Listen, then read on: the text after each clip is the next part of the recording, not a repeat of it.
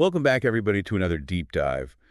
Today we're going to be looking at a case that really shook Sweden last year. The murder of a 26-year-old Stockholm taxi driver Okay. found hanged in the Gällstaviken nature reserve near Enköping. Yeah.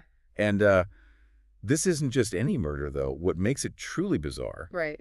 is that the perpetrators were a group of teenage siblings and the girlfriend of one of the brothers. Wow. Teenagers from seemingly ordinary backgrounds in Uppsala involved in such a brutal, premeditated act. Yeah, and it's that stark contrast that really gripped the nation's attention. Right.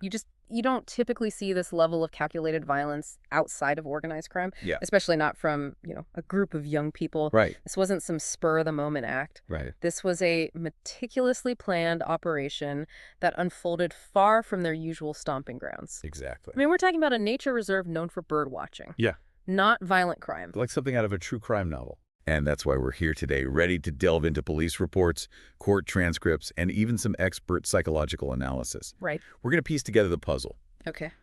understand the timeline, and try to unravel the motives behind this unsettling crime. Right. So are you ready to dive in with us and explore the twists and turns of this case? Absolutely. Let's start with the initial stages of the investigation. Okay. It all began with a missing person report. Yeah. The taxi driver's brother and employer contacted the police after days of silence. Right. Thankfully, the taxi company had GPS tracking on their vehicles. Oh, good. This seemingly minor detail became crucial, leading investigators directly to the Gällstaviken Nature Reserve, Okay. a location far from the victim's usual routes. And that immediately raises red flags. Absolutely. This discovery immediately raised red flags. Yeah. It just, it wasn't adding up. It's amazing how seemingly insignificant details can turn out to be pivotal, Right. isn't it? It really is. And in this case, it was the taxi's GPS that led police dog handler Joachim Berlin and his dog Virus to the scene. Wow. Virus quickly located the body, but even at that early stage, Berlin had a hunch that something wasn't adding up. Really? He noticed the positioning of the rope, and the overall scene just didn't seem consistent with a typical suicide. Interesting. Yeah. So Berlin's intuition, honed from years of experience, proved invaluable. Right. It prompted a deeper look at the scene, pushing the investigation beyond the initial assumption of suicide. Okay. Now, instead of just searching for answers about a missing person, they were looking for evidence of a potential homicide. Wow. What followed was a meticulous examination of the victim's last known movements. So what did they find? Take us through those crucial steps the police took as they started digging into the victim's final hours. Okay, so they were able to piece together a timeline. Yeah. The taxi driver had made a stop at a gas station and even a visit to the Systembolaget that night to purchase vodka. But the real breakthrough came when investigators uncovered a series of suspicious money transfers. Uh-huh. And, think about the power of digital footprints in investigations today. Oh, absolutely. That digital trail is often what cracks a case wide open. Exactly. So what did those transfers reveal? Was there a clear connection to the suspects right away? Absolutely. The police uncovered a series of swish transfers from the victim's account to a group of brothers. Okay. The very same individuals who would later become the prime suspects. Right. But it wasn't just the financial transactions that pointed towards them. Yeah. Masked data placed the brothers' phones in the vicinity of the crime scene around the time of the murder. The evidence was starting to mount. It sounds like the investigators were building a strong case. What were their next steps? Did they bring the brothers in for questioning immediately? They decided to conduct surveillance on the brothers first, Okay. carefully observing their movements and gathering more evidence. This ultimately led to the arrest of not only the four brothers, but also one of the brothers' girlfriends. Okay. And that's where the narrative takes an unexpected turn. Okay. The involvement of the girlfriend hinted at a deeper, more personal motive than just a random act of violence. Okay, so we have a missing person case that quickly turns into a potential homicide investigation. Right. Yeah. We have a group of suspects, a chillingly specific location, and now the hint of a possible motive that involves the girlfriend. Yeah. It sounds like this is about to get really complicated. It does, and that complexity is what makes this case so fascinating. Yeah. We're about to delve into the heart of the matter, exploring the alleged events that fueled this act of revenge and the meticulous planning that went into it. Huh. This isn't just a whodunit, it's a why-done-it. Yeah. And the answers are about to get much more disturbing. Right. Yeah. As we dive deeper into the Gällstaviken case, You start to see how the pieces of this puzzle fit together, Yeah. and those pieces reveal a story of alleged revenge. The girlfriend, it turns out, had a prior connection with the taxi driver, Right. a connection that would become central to the investigation. Yeah, this is where things get really complicated. Okay. The investigation uncovered a rape allegation made by the girlfriend against the taxi driver, Oh, wow. stemming from an encounter back in the summer of 2022.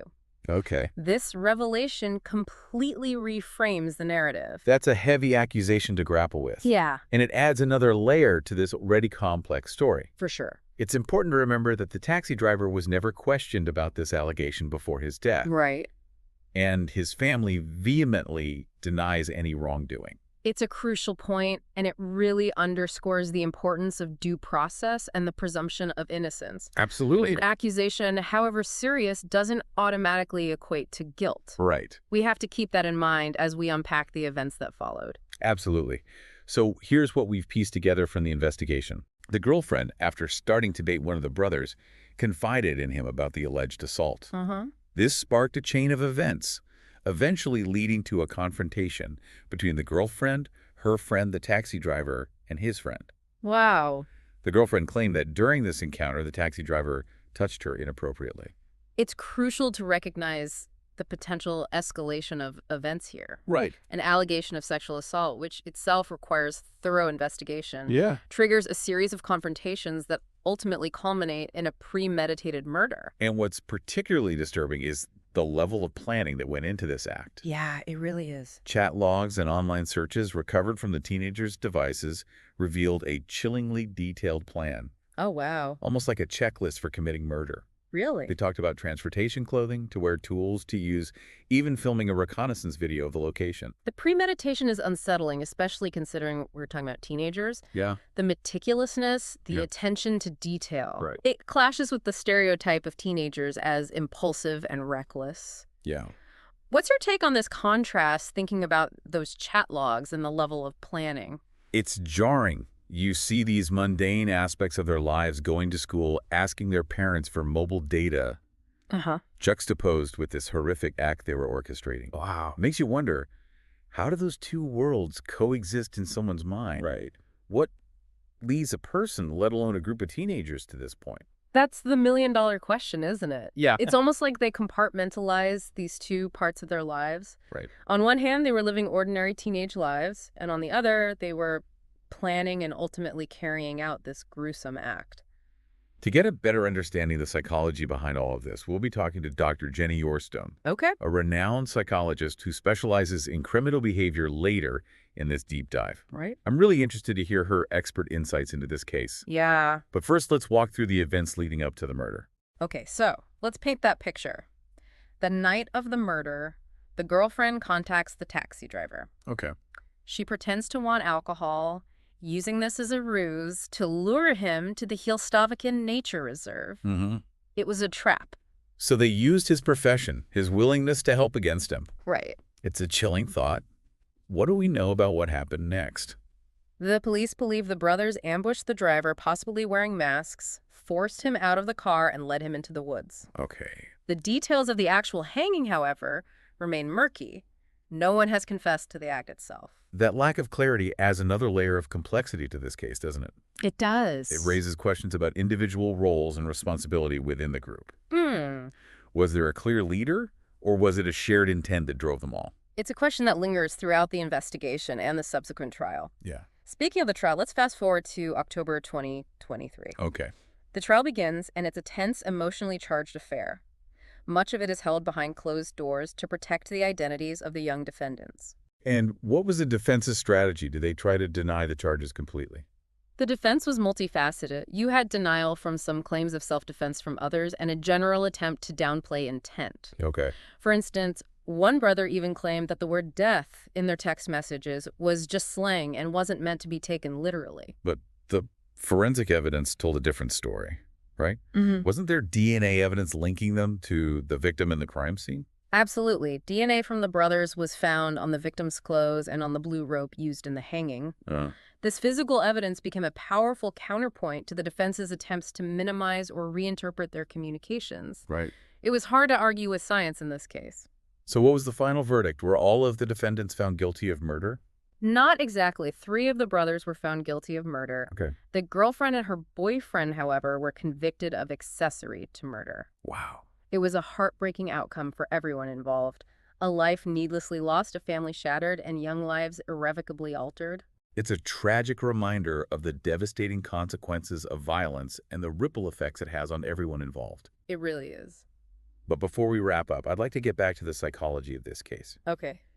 It's rare to see this kind of premeditation and brutality, especially from individuals who on the surface seem like ordinary teenagers. You're right. That's where Dr. Yourstone's expertise comes in. Okay. She can provide us with valuable insights into the psychology of revenge group dynamics and what might have driven these individuals to commit such a horrific act. Yeah. Let's bring her into the conversation now. We've covered a lot of ground already, tracing the steps from a missing person report to a murder conviction. But to really understand this case, we need to look beyond the events themselves and delve into the psychology at play. Absolutely. Joining us now is Dr. Jenny Yourstone, a renowned psychologist specializing in criminal behavior. Great. Dr. Yourstone, thank you so much for being here. Dr. Yourstone, it's my pleasure to be here. This case, as we've discussed, is particularly disturbing because it involves young people, teenagers, who weren't involved in any known criminal activity prior to this. Dr. Yourstone, yeah, that's right. What are your thoughts on the rarity of a case like this? Dr. Yourstone, you're right, this case is quite unusual. We typically associate premeditated violent crime with individuals entrenched in criminal networks or those with extensive criminal histories. Right. Dr. Yourstone. But this case challenges that assumption. It's a stark reminder that violence can erupt even in seemingly ordinary settings, Yeah. Dr. Yourstone, even among those who might not fit the traditional profile of a criminal. That's a sobering thought. It really makes you question our assumptions about human nature. Dr. Yourstone, it does. We've talked about revenge as the driving force in this case, Dr. Yourstone, huh? but so many people fantasize about revenge without ever acting on those thoughts.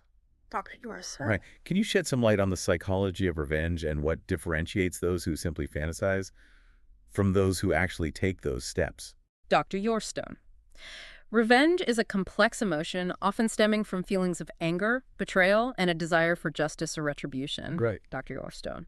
While it's common to fantasize about revenge when we feel wronged, most people have the emotional regulation and moral compass to prevent them from acting on those impulses. Yeah. Dr. Yourstone. The key difference lies in the ability to control those impulses, to weigh the consequences of one's actions, and to find healthier, more constructive ways to cope with the pain and injustice they've experienced. In this case, though, these teenagers didn't just fantasize. They acted. What personality traits or psychological factors might have contributed to their decision to act on their desire for revenge? Dr. Yourstone. It's difficult to say definitively without a thorough evaluation of each individual involved. Sure. Dr. Yourstone. However, research suggests that certain characteristics such as difficulty forgiving, a tendency to hold grudges, narcissistic traits, and an inflated sense of entitlement or righteousness can contribute to a higher likelihood of vengeful behavior. Dr. Yourstone. Of course, it's important to remember that these traits exist on a spectrum, and their presence doesn't automatically lead to violence, Dr. Yourstone. But they can potentially make someone more susceptible to acting on vengeful impulses, especially when combined with other risk factors. So what about the role of context and group dynamics? We're talking about a group of siblings and a close friend. Dr. Yourstone. How might those relationships have influenced their actions? Dr. Yourstone. Group dynamics can exert a powerful influence, especially among teenagers who are navigating social pressures and looking for validation from their peers. Right. Dr. Yourstone. In this case, you have siblings who likely share a strong sense of loyalty and protectiveness towards each other. Yeah. Dr. Yourstone. Combine that with the alleged assault of their friend and girlfriend, and it's possible this created a shared sense of outrage, a desire for a collective retribution in a group setting, like that individual inhibitions can be lowered, and risky behavior might be normalized or even encouraged. Dr. Yourstone. They might have fed off each other's anger, feeling emboldened to take actions they wouldn't have considered individually. That concept of groupthink is both fascinating and terrifying. Dr. Yourstone. It is. It's like the group itself takes on a life of its own, Dr. Yourstone. Yeah. influencing decisions and actions that might be unthinkable for individuals on their own. Dr. Yourstone. Exactly. It's a phenomenon we observe in various contexts, from cults to corporate scandals. Yeah? Dr. Yourstone. The group dynamic can foster a sense of invulnerability, the diminished sense of personal responsibility, This can lead to choices and actions that deviate drastically from individual values and morals. Dr. Yorstone, thank you for sharing your expertise with us today. It's given us a lot to consider. Dr. Yerstone. You're welcome. It's a tragic case that highlights the complexities of human behavior and the need for continued research to understand and hopefully prevent such tragedies from occurring in the future. As we reflect on this case, the Gällstaviken murder, it's easy to distance ourselves to label these teenagers as monsters and move on. But as Dr. Yorstone pointed out, the line between us and them can be surprisingly thin. It is a sobering thought. This case forces us to acknowledge that darkness can lurk beneath the surface of seemingly ordinary lives, even those of teenagers. Right. It challenges us to examine our own assumptions about human nature and to understand the factors that can contribute to such horrific acts. Yeah. We've heard the evidence. We've explored the psychological factors at play, but we're left with a lingering question. What can we learn from this? How can we as individuals and as a society prevent such tragedies from happening again? It's a question we all need to grapple with. This case reminds us to be aware of the subtle signs of potential violence, to recognize that words have power, and to cultivate a culture where violence is never acceptable, no matter how justified it might seem. We've covered a lot of ground in this deep dive, but it's clear there's always more to learn. It's our hope that by exploring cases like this, by delving into the complexities of human behavior, we can contribute to a better understanding of the world around us, and maybe, just maybe, prevent future tragedies. I agree, knowledge is power, and by shining a light on the darkest corners of human behavior, we can equip ourselves to recognize the warning signs, to intervene when necessary, and to build a society that prioritizes empathy, understanding, and ultimately the prevention of violence. Thank you for joining us on this deep dive into the Gällstaviken murder case. Until next time, stay curious and stay engaged.